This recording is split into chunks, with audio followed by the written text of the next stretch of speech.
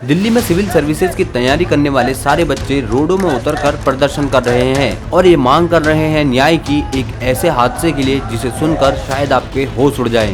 दिल्ली में शनिवार को हुई भारी बारिश के बाद ओल्ड राजेंद्र नगर में एक कोचिंग सेंटर के बेसमेंट में पानी भरने से 3 छात्रों की जान चली गई। दरअसल दिन था 27 जुलाई 2024 का, जिस दिन दिल्ली के राजेंद्र नगर इलाके में काफी ज्यादा बारिश हो रही थी और काफी ज्यादा बारिश होने के कारण हर जगह पानी से भर चुकी थी और रोडों पे भी पानी आ गया था। और वहीं रोड के किनारे एक कोचिंग सेंटर था जिसका नाम था Rouse study circle coaching centre, जिसके बेसमेंट में काफी सारे बच्चे वहां बनी लाइब्रेरी में पढ़ाई कर रहे थे। तभी अचानक रोड से एक गाड़ी गुजरी जिस वजह से उस रोड के किनारे लगे एक लोहे के गेट में वो पानी टकराया और वो गेट ढह गया और वो रोड का पानी काफी तेजी से वो बेसमेंट में जाने लगा। अब जैसे ही पानी बेसमेंट में गया तो वहाँ बैठे बच्चों में अफरा तफरी मच गई और उन्होंने बाहर आने की कोशिश करी, पर पानी जाने की वजह से सारे के सारे इलेक्ट्रॉनिक सिस्टम फेल हो चुके थे, जिस वजह से वहाँ बच्चे फंस गए। काफी टाइम तक लोगों ने अथॉरिटीज को बुलाया, पुलिस को बुलाया और जैसे तैसे काफी बच्चों को बाहर निकाला, पर फिर भी वो 3 बच्चों को नहीं बचा सके और 3 बच्चों की वही बेसमेंट में डूबने से मौत हो गई। सर मैं 2 साल से यहाँ रह रहा हूँ, आधा घंटा बारिश होने पर सर घुटनों तक पानी आ जाता है। मैं पहली बात तो एक पेरेंट्स की भी गलती मानूंगा जो अपने बच्चों को इस जैसे स्लम में भेज रहे हैं। ये बहुत बड़ा कंसर्न है कि हम बच्चों की भी गलती हम ऐसी जगह जाके बैठ रहे हैं। अब इस हादसे से हम एक बात तो पक्का कह सकते हैं कि ये जो कोचिंग सेंटर्स का माफिया वाला बिजनेस है ये हमारे देश में काफी तेजी से बढ़ रहा है, जिसमें पहले हमारे देश के गरीब लोगों को एक फेक होप दिखाई जाती है और इसके बाद उन्हें सरकारी नौकरी की रेस में दौड़ा दिया जाता है, जिसमें ये कोचिंग सेंटर्स उनसे जितना हो सके उतना ज्यादा पैसा निकालते हैं और उसके बाद उन्हें ऐसे ही छोड़ देते हैं। तो आज की इस वीडियो में हम इसी बारे में बात करेंगे और ये भी बात करेंगे कि कैसे इन सब के लिए न ये कोचिंग सेंटर जिम्मेदार हैं न हम जिम्मेदार हैं। अगर कोई जिम्मेदार है तो वो है हमारी गवर्नमेंट और हमारी अथॉरिटीज। तो वीडियो को जरूर पूरा देखें। गवर्नमेंट पोजीशंस का इंडिया में इतना क्रेज क्यों है? यहाँ पर कितनी कोचिंग सेंटर गैर कानूनी है, बच्चों की जान के साथ खेल रहे हैं, बच्चों से पैसा लूट रहे हैं। बस हैरानी की बात यह है कि यहाँ ना पुलिस वाले कुछ कर रहे हैं, एमसीडी वाले कुछ नहीं कर रहे, राज्य सरकार, केंद्र सरकार, शिक्षा मंत्रालय कुछ नहीं। अब जरा सोचो कि आप इंडिया जैसे एक देश में एक मिडिल क्लास फैमिली या फिर लो इनकम फैमिली से आते हैं, जहां आपकी महीने भर की इनकम उस महीने के ही खाने पीने में और बेसिक खर्चों में ही खत्म हो जाती है और आपके पास बिल्कुल भी पैसा नहीं बचता है अपने फ्यूचर को सिक्योर करने के लिए, अच्छी पढ़ाई पे इन्वेस्ट करने के लिए, अच्छा घर बनाने के लिए और अच्छी फैसिलिटीज के लिए। तो इस सिचुएशन में आपका सिर्फ एक ही गोल होता है कि आप कुछ भी करके अपनी फैमिली को इस सिचुएशन से निकालें और अच्छा पैसा कमा के एक अच्छी जिंदगी दें। अब क्योंकि आप लोग गरीब हो, आपकी फैमिली के पास ज्यादा पैसा नहीं है, तो बिजनेस शुरू करने जैसी चीजें आपके लिए बचती नहीं है। आपके लिए बचती है तो सिर्फ एक चीज, जो कि है नौकरी। अब आप नौकरी करने में चाहते हैं कि आप सबसे बेस्ट नौकरी करें और अपने फैमिली को सबसे बेस्ट मदद कर सकें। अब जब आप नौकरी करने का सोचते हैं तो यहीं से शुरू हो जाता है वो सारा का सारा खेल। वैसे इसकी शुरुआत हमारे आसपास के समाज, हमारे परिवार, हमारे रिश्तेदारों से ही हो जाती है, क्योंकि अक्सर आपने उनसे सुना होगा कि गवर्नमेंट जॉब काफी अच्छी जॉब है, काफी सिक्योर जॉब है। इंडिया में क्या है कि गवर्नमेंट लोगों को एक तो लगता है कि हमें परमानेंट करियर मिल जाए, बिकॉज थोड़ी सी डिसएडवांटेज कंट्री,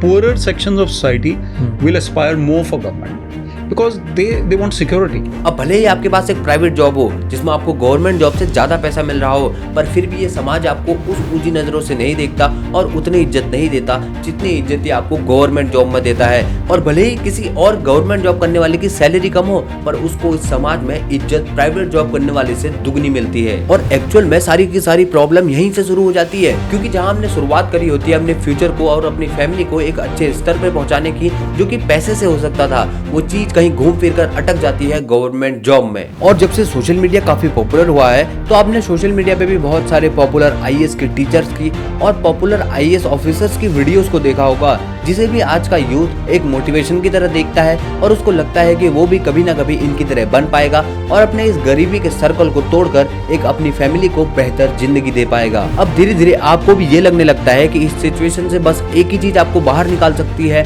वो है गवर्नमेंट जॉब। और जब आपका पूरा समाज भी यही कह रहा होता है और आप भी पूरी तरीके से तैयार होते हैं गवर्नमेंट जॉब के लिए, तब आप एक बेस्ट सिचुएशन में होते हैं इन कोचिंग बिजनेसेस के लिए। और यहीं से शुरू हो जाता है इन कोचिंग बिजनेसेस का असली खेल। आपको पता है इंडियन पेरेंट्स की सबसे खास बात क्या है? आप इनसे अगर अपने पैशन को फॉलो करने के लिए या फिर कोई छोटा मोटा बिजनेस शुरू करने के लिए पैसे को मांगेंगे तो ये शायद ही आपकी मदद करे। पर अगर आप इनसे कहेंगे कि आपको कोचिंग करनी है, आपको IAS की कोचिंग करनी है, आपको किसी सरकारी जॉब की तैयारी करनी है, तो ये घर भी गिरवी रख देंगे पर आपके लिए पैसे का इंतजाम करेंगे। अब ये इनकी भी गलती नहीं है, क्योंकि इनके दिमाग में वो सरकारी नौकरी की जो कीमत है वो तो पहले से ही सेट हो चुकी है। पर असली प्रॉब्लम तो तब शुरू होती है जब हमारे देश के करोड़ों गरीब बच्चे एक गवर्नमेंट जॉब की रेस में लग जाते हैं और उनके घर वाले ने जो भी थोड़ा बहुत पैसा जमा करके रखा होता है वो उस पैसे को उस बच्चे के पीछे लगा देते हैं और कोचिंग सेंटर्स भेज देते हैं जैसे दिल्ली, ताकि उनका बच्चा एक गवर्नमेंट जॉब को क्लियर कर सके। पर असलियत तो ये है कि हमारी सरकारी जॉब्स की सीट्स ही इतनी कम है कि लाखों में कोई एक बच्चा ही ऐसा होता है जो एक्चुअली जॉब को पा सकता है। अब जरा इन नंबर्स पर गौर कीजिए। साल 2007 में 3,30,000 बच्चों ने IAS एग्जाम के लिए फॉर्म भरा था, पर उस साल वैकेंसीज थी सिर्फ और सिर्फ 550। पर आज उसके 17 साल बाद 2023 में जो टोटल बच्चे जिन्होंने IAS का फॉर्म भरा था उनके नंबर्स बढ़कर हो चुके हैं 13 लाख, पर जो टोटल वैकेंसीज है वो बढ़कर हुई है सिर्फ और सिर्फ 1200। यानी जिन्होंने IAS के लिए अप्लाई किया है उनका नंबर तो बढ़कर हो चुका है 4 गुना, पर जो IAS की वैकेंसीज है वो सिर्फ और सिर्फ 2 गुना से बढ़ी है। और इतने कंपटीशन में किसी भी बच्चे की IAS बनने की जो प्रोबेबिलिटी है वो 0.1% तक रह जाती है। और ऐसा सिर्फ IAS के लिए नहीं है, ये तो हमारे देश का सबसे टफेस्ट एग्जाम है। इसके अलावा और जो सरकारी नौकरियां हैं जैसे रेलवे में, बैंक में, वहाँ भी ये रेस ऐसी ही चलती है। वहाँ भी लाखों बच्चे इस गवर्नमेंट जॉब के लिए अप्लाई करते हैं, तैयारी करते हैं, पर जो सीट्स हैं वो लिमिटेड होती है। और इन लाखों बच्चों में से ज्यादातर बच्चे तो ऐसे होते हैं जिनका सिर्फ एकमात्र लक्ष्य होता है गवर्नमेंट जॉब। उनके पास कोई प्लान भी नहीं होता है, उनके पास ऐसी कोई और स्किल नहीं होती है कि अगर उनसे गवर्नमेंट जॉब ना निकले तो वो उस काम में भी लग जाएं। कि आपका प्लान भी बहुत ज़रूरी है। आप ये मत सोचो कि मैं 6 साल 5 साल UPSC की तैयारी करके और यही कर लूँगा, नहीं होगा तो आपके पास बैकअप प्लान क्या है। और आपने ऐसी बहुत सारी वेब सीरीज और बहुत सारी मूवीज भी देखी होंगी जिसमें आपने देखा होगा कि कैसे हीरो एक गवर्नमेंट जॉब की तैयारी करता है, IAS बनने की कोशिश करता है और लास्ट में वो IAS या फिर उस गवर्नमेंट जॉब को पा लेता है। आजकल सोशल मीडिया की वजह से और ज्यादा हो गया। Girls and boys who have come into the IAS youngsters, their social media pages are huge. पर इन मूवीज में इन चीजों को एक ग्लोरीफाइंग तरीके से दिखाया जाता है। इन मूवीज में आपको कभी नहीं बताया जाता कि उस एक आदमी के निकलने के पीछे जिन लाखों लोगों ने उस एग्जाम को नहीं निकाला उनका क्या हुआ, उन लोगों के घर की सिचुएशन कैसी हुई और उन लोगों के घर वालों ने जो लाखों रुपया उन बच्चों के पीछे लगाया था उनकी घर की फाइनेंशियल कंडीशन पहले से भी बदतर हो गई। और उन बच्चों की मानसिक हालत के साथ क्या हुआ, जो बच्चे अपने घर को छोड़कर 3-4 साल के लिए दिल्ली की इन छोटी छोटी गलियों में रहते हैं, पर इसके बावजूद भी अगर उनका एग्जाम क्लियर नहीं होता तो उनकी मानसिक हालत क्या बन जाती है। और इन वेब सीरीज में आपको जो कोचिंग सेंटर्स दिखाए जाते हैं, जो हॉस्टल्स दिखाए जाते हैं, वो भी काफी अच्छे होते हैं, पर एक्चुअल में इन हॉस्टल्स की सिचुएशन बहुत ज्यादा बदतर होती है। इन कोचिंग सेंटर्स में हजारों की तादाद में एक ही टाइम पर एक हॉल में बच्चों को पढ़ाया जाता है ताकि एक टीचर से ज्यादा बच्चों को कवर करा जा सके और अपने प्रॉफिट को मैक्सिमाइज करा जा सके। सब मिलकर सिर्फ इन छात्रों को चूस रहे हैं, इन छात्रों की जेब काट रहे हैं, इनसे पैसा ले रहे हैं। और आप सोचिए, हमारा जो छात्र, हमारा जो युवा है वो इतना ज्यादा भ्रष्टाचार में संघर्ष करते करते करते कभी बड़ा अफसर बन भी गया तो उसका जीवन कैसे बीते। अब इतने कंपटीशन में गवर्नमेंट जॉब की तैयारी करना और उसको क्लियर करना अपने आप में काफी ज्यादा चैलेंजिंग हो जाता है। और घर में रहकर फैमिली के साथ इतने ज्यादा डिस्ट्रैक्शन में इस जॉब को क्लियर करना काफी ज्यादा मुश्किल हो जाता है। तो हमारे देश के लाखों बच्चे यहाँ एक ऑप्शन चुनते हैं कोचिंग सेंटर्स का। वो दिल्ली के राजेंद्र नगर जैसे इलाकों में जाते हैं, वहाँ जाके हॉस्टल्स में रहते हैं और कोचिंग सेंटर्स को ज्वाइन करते हैं और सोचते हैं कि यही कोचिंग सेंटर उनको गवर्नमेंट जॉब मिलने में मदद करेंगे। पर जैसे ही वो इन जगहों पे जाते हैं वहीं से इन कोचिंग सेंटर्स के बिजनेस का असली खेल शुरू हो जाता है। अब जरा इन पोस्टर्स को देखिए। इन सारे पोस्टर्स में आपको कुछ फोटोज कॉमन नजर आ रही होंगी टॉपर्स की। ये वही टॉपर है जिन्होंने जॉब में टॉप रैंकिंग हासिल करी है। पर ये टॉपर आपको हर कोचिंग सेंटर के बोर्ड पर नजर आ जाएंगे और हर एक कोचिंग सेंटर ये क्लेम करने में लगा होगा कि ये टॉपर उन्हीं की कोचिंग से पढ़कर निकला है। Often the first rank student is the same in every ad of different institutes claiming credit for the student's score.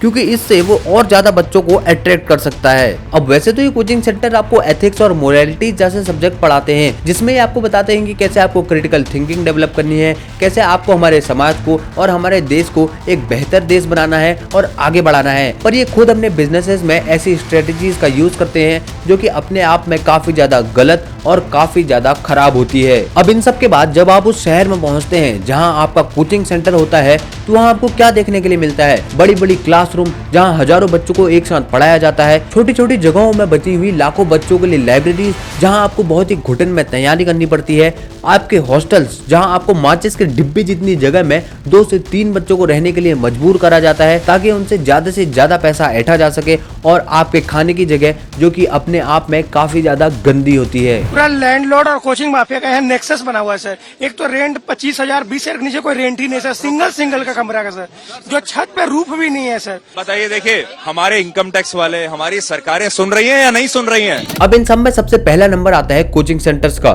सारे के सारे कोचिंग सेंटर में एक ही होल्ड लगी रहती है कि वो कितने ज्यादा बच्चों का एडमिशन करा सके ताकि वो ज्यादा से ज्यादा पैसा कमा सके और ज्यादा से ज्यादा बच्चों से फीस ले सके।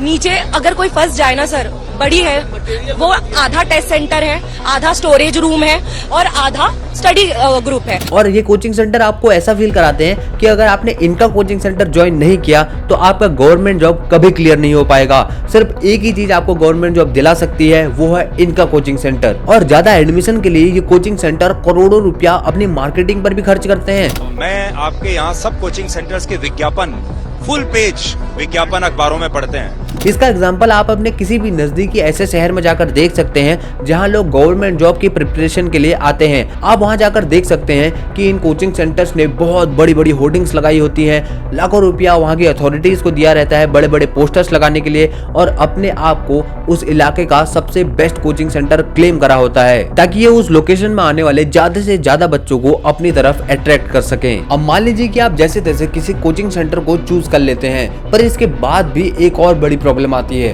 वो है रहने की। अब जरा इन कमरों को देखिए, क्या इन कमरों को देखकर कोई कह सकता है कि यहाँ रहकर कोई अपनी गवर्नमेंट जॉब की तैयारी कर सकता है? इन छोटे छोटे कमरे में 2 से 3 लोग एक साथ रहते हैं, इसी कमरे में उनका किचन भी होता है और इसी कमरे में वो अपनी गवर्नमेंट जॉब की तैयारी भी करते हैं। पर इन छोटे छोटे कमरों में कोई प्रॉपर फैसिलिटी नहीं होती, न कोई प्रॉपर इलेक्ट्रिसिटी का सिस्टम होता है, न कोई प्रॉपर ड्रेनेज का सिस्टम होता है, न कोई प्रॉपर वेंटिलेशन का सिस्टम होता है। ये कमरों को बस एक ही इंटेंशन से बनाया होता है कि कैसे कम से कम जगह में ज्यादा से ज्यादा लोगों को ठूस कर उनसे ज्यादा पैसा कमाया जा सके। और इसी लापरवाही के चलते हमको अक्सर ऐसे हादसे सुनने के लिए मिलते हैं जैसा कुछ दिन पहले हुआ। पर इन हादसों को आसानी से टाला जा सकता था अगर इन हॉस्टल्स को, इन कोचिंग सेंटर्स को अच्छे से रेगुलेट करा जाए। पर ये सारे हॉस्टल ओनर्स और ये कोचिंग सेंटर्स पैसा कमाने में इतना ज्यादा खो जाते हैं कि इनको किसी स्टूडेंट की जिंदगी की कीमत कुछ नहीं नजर आती। एग्जिट में देखिए सारा प्लाईवुड है, मीटर, बिजली के तार कैसे बिछे हुए हैं, और मैं आपको गारंटी से बता सकता हूं कि यहाँ पर फायर का एनओसी नहीं होगा। और सोचिए अगर यहाँ शॉर्ट सर्किट हो जाए, आग लग जाए, तो यहाँ से बाहर निकलना असंभव है। अब चलो एक पल के लिए हम ये भी मान लेते हैं कि यार इन कोचिंग सेंटर्स का तो बिजनेस ही है पैसा कमाना, ये पैसा कमाने के लिए किसी भी हद तक जा सकते हैं, और इन हॉस्टल्स वालों को भी ज्यादा से ज्यादा पैसा कमाना होता है, इसलिए बच्चों को इन छोटी छोटी जगहों में रखते हैं ताकि उनसे ज्यादा से ज्यादा पैसा कमाया जा सके। और बच्चों की भी मजबूरी है कि उनको गरीबी से निकलने के लिए गवर्नमेंट जॉब ही एक बेस्ट ऑप्शन लगता है। तो इन दोनों के ऊपर भी हम ज्यादा ब्लेम नहीं डाल सकते। अगर कोई मोरली अच्छा है तो ही वो अच्छा बिजनेस रन करेगा, और अगर उसको बस पैसा कमाने से मतलब है तो वो तो कुछ भी करके बस पैसा कमाएगा। और हमारे आसपास बहुत सारे और लोग भी तो ऐसा करते हैं। तो ब्लाइंडली कोचिंग सेंटर्स पर और बच्चों पर ब्लेम डालना गलत होगा। पर एक चीज ऐसी है जिस पर हम ब्लाइंडली पूरा का पूरा ब्लेम डाल सकते हैं, और वो है हमारी अथॉरिटीज और हमारी गवर्नमेंट। हमारे जो कानून बनाने वाले जो लोग हैं, कानून के रखवाले हैं, जब तक आप इस सड़क पर नहीं बैठेंगे तब तक आपको समझ में नहीं आएगा।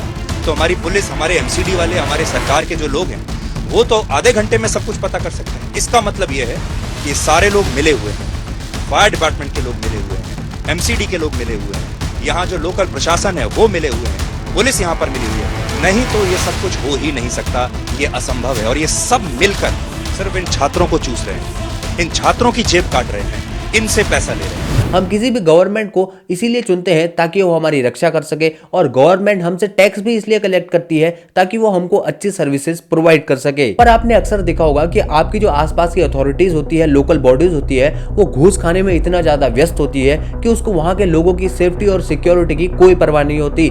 ऐसे लाखों केसेस हैं जहां पहले दुर्घटना होती है, उसके बाद आसपास की एजेंसीज की आंख खुलती है और वो हड़बड़ी में हम लोगों को दिखाने के लिए कुछ काम करती है, जैसा कि अभी दिल्ली में हो भी रहा है। इस कोचिंग सेंटर में इन 3 बच्चों की मौत के बाद वहां के सारे बेसमेंट वाले कोचिंग क्लासेस को बंद कर दिया गया है। सारी कोचिंग क्लासेस की लाइब्रेरीज को जो कि बेसमेंट में चल रही थी सीज कर दिया गया है, और इसे देखकर हमें लगता है कि शायद वो अच्छा काम कर रही है। बेसमेंट में चल रहे 20 कोचिंग सेंटर को सील कर दिया है। इनमें अवैध तरीके से लाइब्रेरी और कोचिंग कक्षाएं चल रही थी। इसमें Drishti IAS institute, Bajiram and Ravi IAS hub और श्रीराम आईएएस दृष्टि डिवीजन शामिल है। पर इन सारे हादसों को टाला जा सकता था अगर ये एजेंसीज अपना काम काफी अच्छे से करती। अभी कुछ ही दिन पहले की न्यूज है कि एक एस्पिरेंट की मौत हो गई करंट लगने से, क्योंकि बारिश का पानी जमा हो गया था जिस कारण से उसको करंट लग गया। और ऐसा तो आपने अपने आसपास हर जगह देखा होगा। हर जगह जो हमारे आसपास बिजली के पोल्स हैं उनको इतने गंदी तरीके से मैनेज करा जाता है कि एक छोटी सी आंधी के चलने से भी वो पूरा का पूरा सिस्टम तबाह हो सकता है, और बारिश में कोई भी आदमी उसमें करंट लगने से मर सकता है। पर सच बताऊं तो इन सब का कारण कहीं ना कहीं घूम फिर के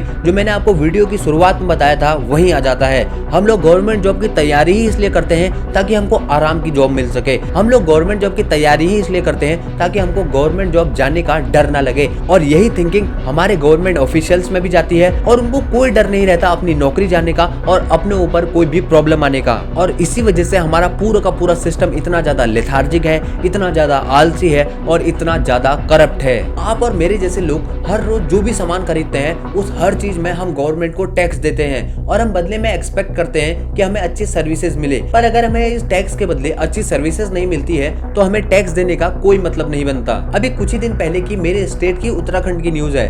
वहाँ कुछ लोग जंगल की आग बुझाते बुझाते जलकर मर जाते हैं। पर यहाँ पर सोचने वाली बात यह है कि हमारी जिन अथॉरिटीज को इतना करोड़ों रुपए का बजट अलोकेट होता है, उनके पास इतना पैसा भी नहीं है कि वो अपने इन लोगों को बेसिक सेफ्टी इक्विपमेंट्स प्रोवाइड कर सके। हमारी सरकारें करोड़ों रुपया अपनी पॉलिसीज को प्रमोट करने के लिए लगा देती है। आपने अक्सर रोडों के किनारे बड़ी बड़ी होर्डिंग्स देखी होगी जिसमें सरकारें ये क्लेम करती है कि उनकी इस पॉलिसी से इतना ज्यादा फायदा हो गया, और करोड़ों रुपया पानी की तरह अपनी मार्केटिंग पर बहा देती है।